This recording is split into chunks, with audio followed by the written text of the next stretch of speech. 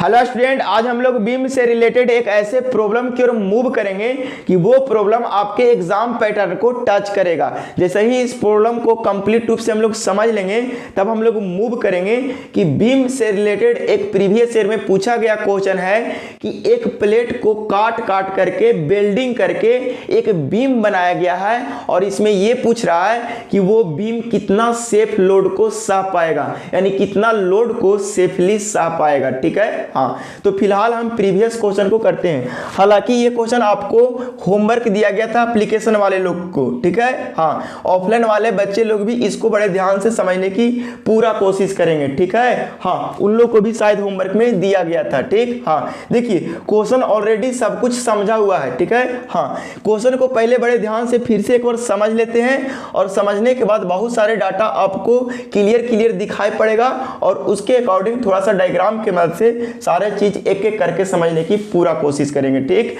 तो आइए क्वेश्चन को आराम से पढ़ना हम लोग स्टार्ट करते हैं। ठीक, हाँ। कह रहा है कि ये hall of clear dimension is 15 metre into 6 metre. ठीक है, हाँ। देखिए आपको यहाँ पे बड़े आराम से एक हॉल दिखाई पड़ रहा होगा। ये आपको क्या है, एक हॉल है।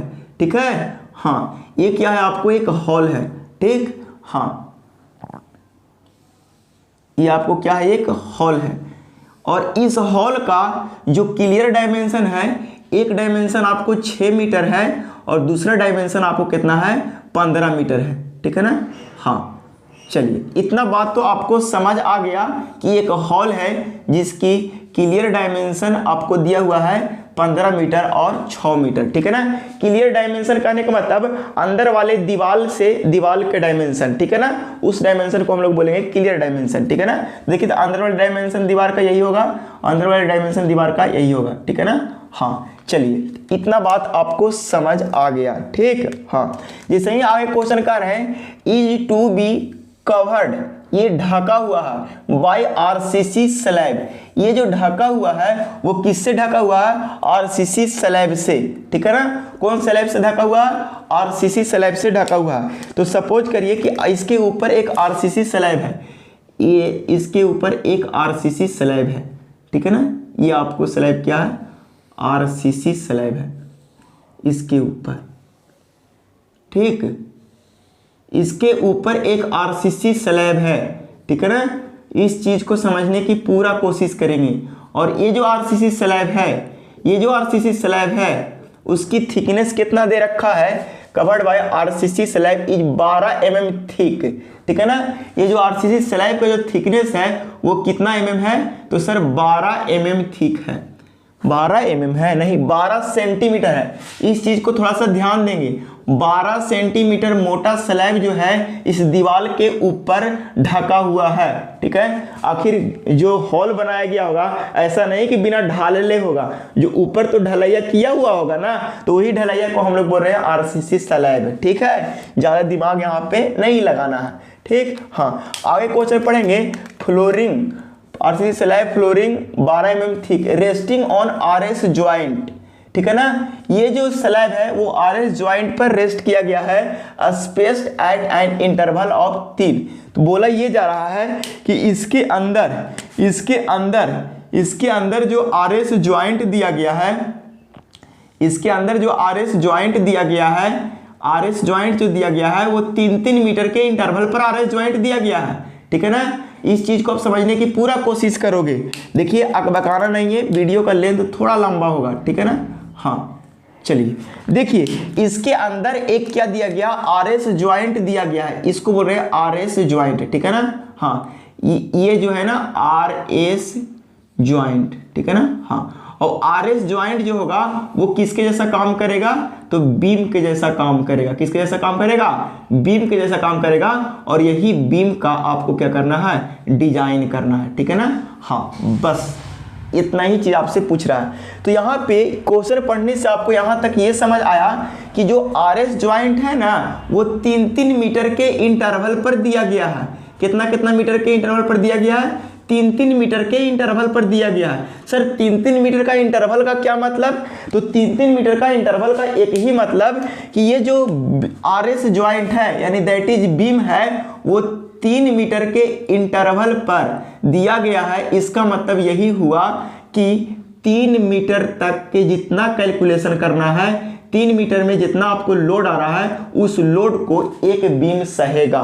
फिर से समझ लीजिए, 3 मीटर के इंटरवल पर देने का क्या मतलब कि 3 मीटर लेंथ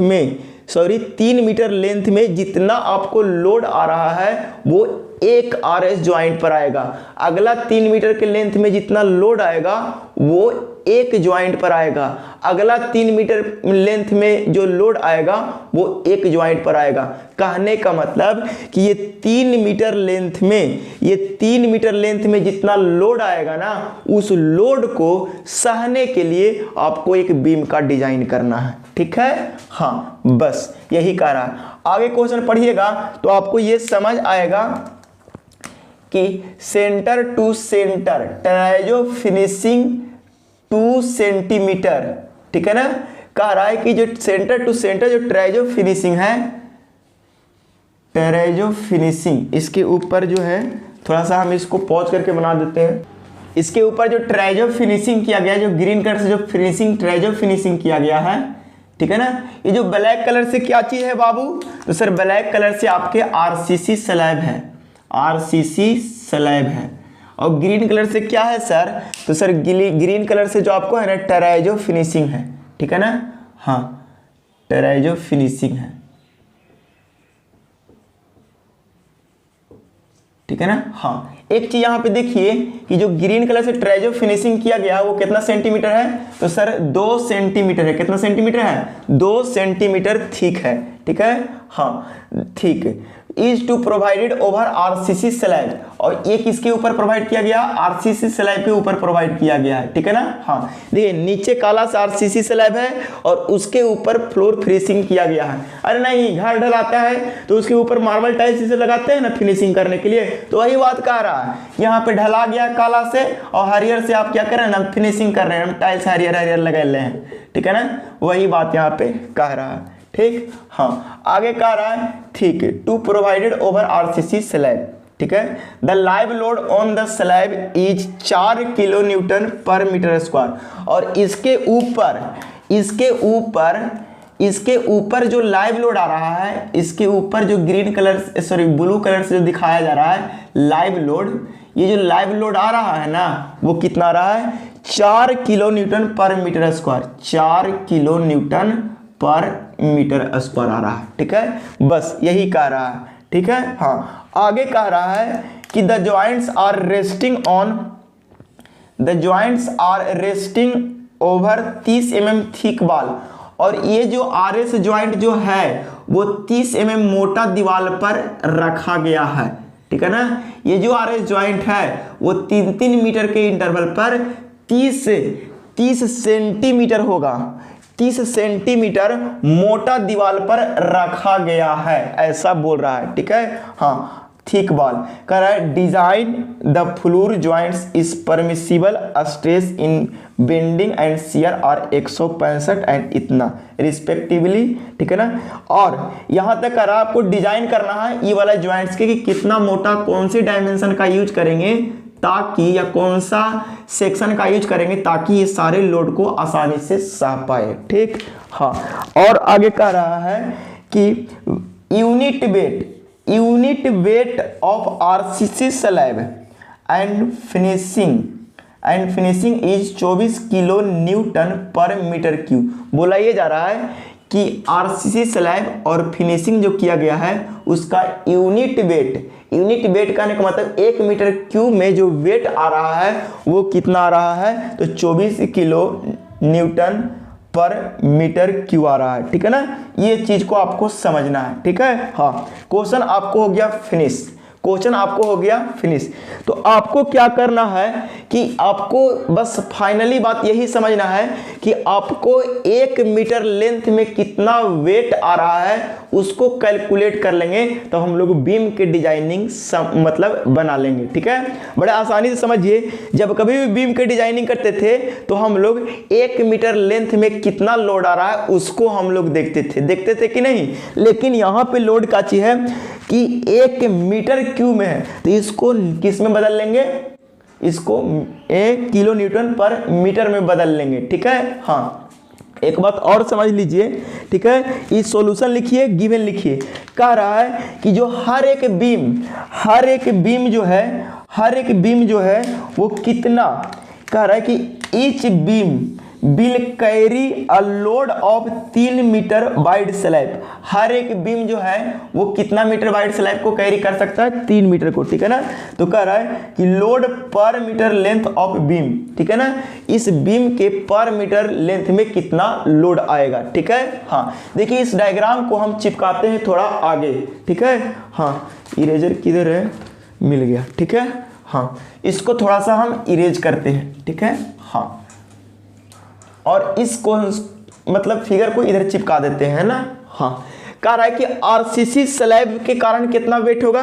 तो सबसे पहले देखो कि आरसीसी स्लैब कितना मीटर में होगा, तो सर 3 मीटर में होगा। कितना मीटर में होगा, 3 मीटर में होगा। ठीक है, और ये थिकनेस कितना है, तो सर 12 सेंटीमीटर है। ये 3 मीटर में होगा आरसीसी स्लैब। ठीक है ना, क्योंकि एक बीम के लिए, एक बीम या एक जॉइंट्स के लिए डिजाइन कर रहे हैं, और हर एक जॉइंट्स कितना मीटर लेंथ का लोड को कैरी कर रहा है, तो सर 3 मीटर लेंथ को कैरी कर रहा है। तो 3 मीटर इंटू क्या हो जाएगा, अब बताओ, 3 मीटर इंटू हो जाएगा 12 सेंटीमीटर। अच्छा ये वाला मीटर में है, ये सेंटीमीटर में जरा अच्छा लग रहा है, नहीं सर, तो इसको भी मीटर में चेंज कर दो, तो 12/100 कर देंगे तो आपको आ जाएगा किसमें, मीटर में आ जाएगा। ठीक है, हाँ आगे ये कह रहा है कि ये जो है 1 मीटर क्यूब में टोटल कितना लोड आ रहा है, तो सर 24 किलो न्यूटन आ रहा है। कितना आ रहा है, तो सर 24 किलो न्यूटन आ रहा है। ठीक है ना, 24 किलो न्यूटन आ रहा है।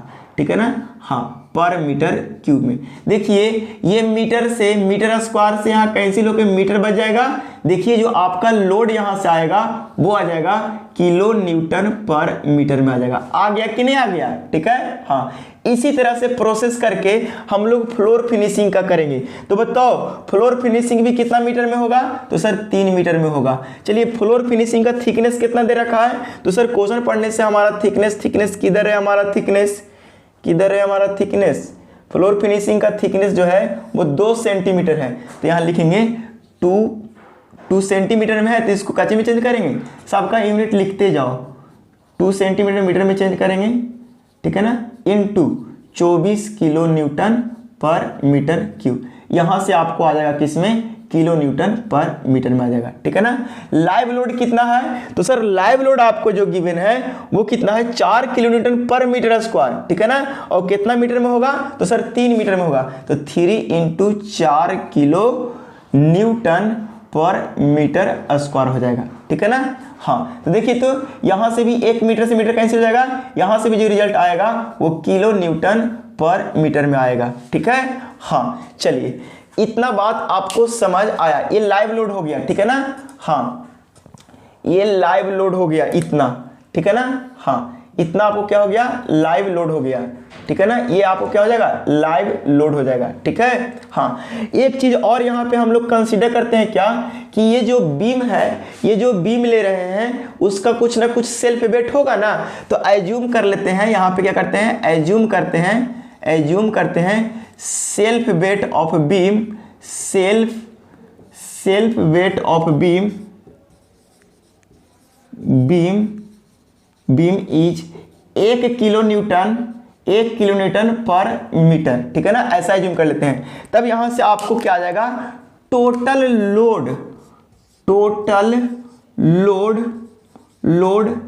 एक्ट ऑन 3 मीटर या एक्ट ऑन द बीम पर कितना टोटल लोड आएगा, तो हम उसको लिख देंगे किलो न्यूटन पर मीटर में। अभी हम पॉज करके इसको लिख देते हैं।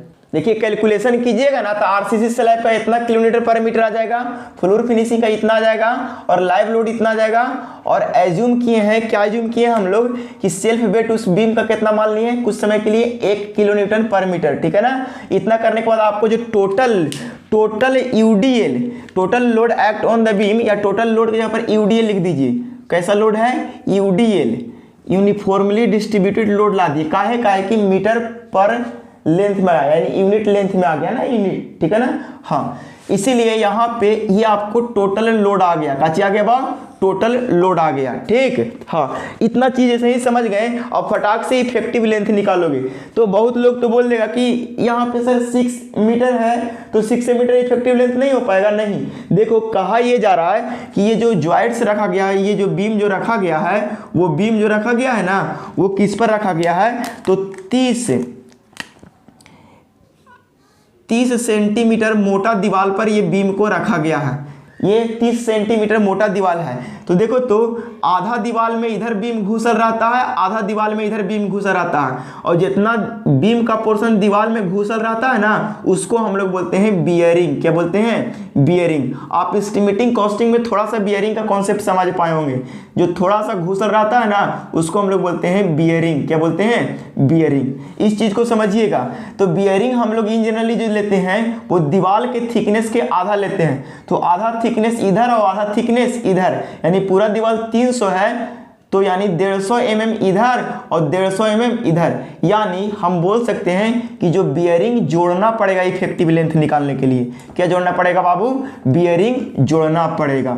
तो बताओ बियरिंग जोड़ेंगे तो हो जाएगा 0.3 मीटर हो जाएगा। चूंकि 300 mm को मीटर में चेंज करेंगे तो 0.3 मीटर हो जाएगा। ठीक है, आप यहां से effective length of the beam पता कर लोगे, कितना आ जाएगा, 6.3 मीटर। बस इफेक्टिव लेंथ ऑफ बीम पता करे पर आपको देरी था। आप मैक्सिमम बेंडिंग मोमेंट पता कर लोगे। कैसे, तो आपको पता चल गया यूडीएल और लेंथ पता चल गया, WL²/8 से आप क्या पता कर लोगे, मैक्सिमम बेंडिंग मोमेंट पता कर लोगे। ठीक है ना। तो सर पहले से ही लिख के क्यों लाए, तो पहले से लिए इसलिए कि रिवीजन का टाइम है। दूसरी बात यह है कि आप लास्ट मोमेंट में सारा कुछ तो पता ही है, स्पीड में चीज़ों को समझते चले जाओगे। ठीक, हाँ चलो 23.08, उसके बाद आपको क्या हो जाएगा, WL² यानी 6.3 का होल स्क्वायर डिवाइडेड बाई 8। इतना जब करोगे तो आपको कुछ वैल्यू आ जाएगा, पॉज करके लिख देते। देखिए सॉल्यूशन करने के बाद हमारा आया 114.505 ऐसे करके कुछ आता है। ठीक है ना, इतना ही लेते हैं। ठीक है, हाँ किलो न्यूटन पर mm, kilo newton per metre है, सॉरी मोमेंट का किलो न्यूटन मीटर यूनिट होता है, इस बात को ध्यान दीजिएगा। अगर इसको mm में चेंज करेंगे, न्यूटन mm में, तो इतना लिख देंगे और 10 के पावर 3 और 10 के पावर 3 यानी गुना कर देंगे 10 के पावर 6 से, तो हो जाएगा न्यूटन mm में। ठीक है ना, यहां से आप मैक्सिमम बेंडिंग मोमेंट निकाल दिए। अब इस मैक्सिमम बेंडिंग मोमेंट से आप क्या करोगे, मॉडुलस ऑफ सेक्शन कितना जरूरी है, उस बीम के लिए कितना मॉडुलस ऑफ सेक्शन वाला बीम यूज करेंगे, उससे यहां से जेड रिक्वायर्ड निकाल लेंगे। ठीक है ना, तो कैसे निकालेंगे, तो maximum bending moment that is जो अभी कैलकुलेट करके लाए इंटू 10 के power 6 Newton mm। Sir kilo Newton से ही काम नहीं चलता, नहीं चलता, क्योंकि इसका जो यूनिट हम लोग जानते हैं वो कितना होता है, तो सर 165 होता है, 165 न्यूटन पर mm²। ठीक है ना, तो यहां से जो आपकी यूनिट बनने वाला है, न्यूटन से न्यूटन लेस हो जाएगा, और यहां से जो आपको जेड रिक्वायर्ड की वैल्यू आएगा वो अभी हम सोल्व करके लिख देते हैं। आपको जो बीम लेना है उसकी सेक्शन मॉडुलस कितना जरूरी होगा, 693.9 इंटू 10⁻³ mm³ वाला। ठीक है ना, इतना सेक्शन मॉडुलस के आप सेक्शन सेलेक्ट करोगे तो इतना आपको मीडियम में भी मिलेगा, लाइट में भी मिलेगा, हैवी में मिलेगा। तो आपको कोशिश होना चाहिए कि लाइट बीम वाला ही आप सेलेक्ट करोगे। कैसे सेलेक्ट करोगे, लाइट बीम वाला ही, क्योंकि उसका पर मीटर लेंथ में वेट कम होता है। ठीक है ना, हाँ ठीक है, हाँ चलिए। तो ये आपको इतना सेक्शन मॉडुलस वाला सेक्शन जरूरी है, तो कहाँ से खोजोगे, खोजना चालू करोगे तब मिलेगा स्टील टेबल में। कहाँ पे, तो आप जाओगे स्टील टेबल में और वहां से आप लाइट वाला सेक्शन में जाकर के मिलाओगे कि इतना, इंडियन स्टैंडर्ड लाइट बीम में जाकर के मिलाओगे कि इतना सेक्शन मॉडुलस किधर है किधर है किधर है। खोजते खोजते एक समय ऐसा आएगा कि आपको मिल जाएगा। क्या मिल जाएगा, कि इंडियन स्टैंडर्ड जो आपको मिलेगा वो आप यही वाला डायरेक्ट ट्रायल कर दोगे। ठीक है ना, ISLB। ठीक है ना, उतना सेक्शन मॉडुलस का ट्राई कर लेंगे। ISLB 350 @ 49.5 kg/मीटर वाला सेक्शन को हम ट्रायल करेंगे। पेज नंबर कितना में आपको मिलेगा, पेज नंबर आपको 12 में मिल जाएगा, 12 के बीच में मिल जाएगा, ठीक है ना। हाँ ये चीज ठीक। हाँ तो जेड एक्स यहाँ पे मिल जाएगा इस सेक्शन का इतना, ये आपको पता चल जाएगा। ओवरऑल डेप्थ पता चल जाएगा 350, T W thickness of wave पता चल जाएगा, और आई एक्स आपको पता चल जाएगा टेबल से। बच्चा लोग अभी पूरा अलबला रहा है कि सर टेबल ले जाने नहीं देगा तो क्या करेंगे। अरे आपको डाटा गिवन रहेगा, अगर नहीं गिवन रहा तो आप इन्विजिलेटर से कांटेक्ट करेंगे, वो आपको डाटा इंतजाम कर देगा। इसके लिए आप लोग टेंशन ना ले, वो एग्जामिनर का टेंशन है, ठीक है। और नहीं तो आप लोग पूरा वहां पे बोलते रहोगे, चिल्लाओगे, अपने आप इंतजाम करेगा, ठीक है। हाँ दूसरी बात कि मोमेंट, बहुत लोग को ये कहना है कि सर हमको अगर सीजी गिवन ना रहेगा तो सीजी निकालना कितना मतलब बहुत बड़ा चीज तो है नहीं, सीजी डायरेक्ट जो मैकेनिक्स से पढ़े थे तो सीजी वैसे निकाल लेंगे। इवन हम कोई वीडियो लेक्चर में बताया भी है सीजी निकालने के लिए। दूसरी बात ये बोला जाता है कि सर एरिया गिवन ना है तो आप कैसे निकालेंगे।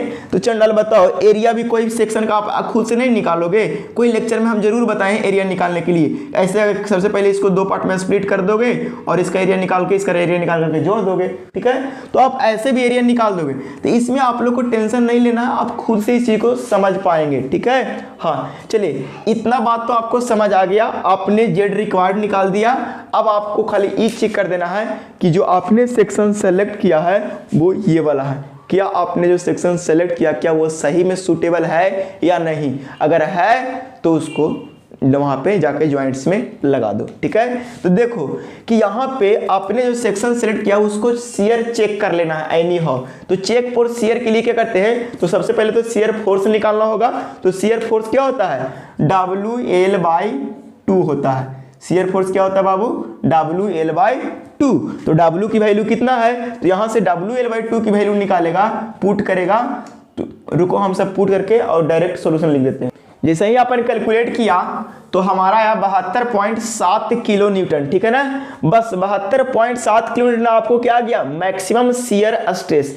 तो एवरेज शियर स्ट्रेस कितना होगा, ये मैक्सिमम शियर फोर्स निकला, WL/2 से क्या निकला, मैक्सिमम शियर फोर्स। अब आपको निकालना एवरेज शियर स्ट्रेस। तो बताओ एवरेज शियर स्ट्रेस निकालने के लिए क्या होता है, शियर फोर्स बटा शियर एरिया।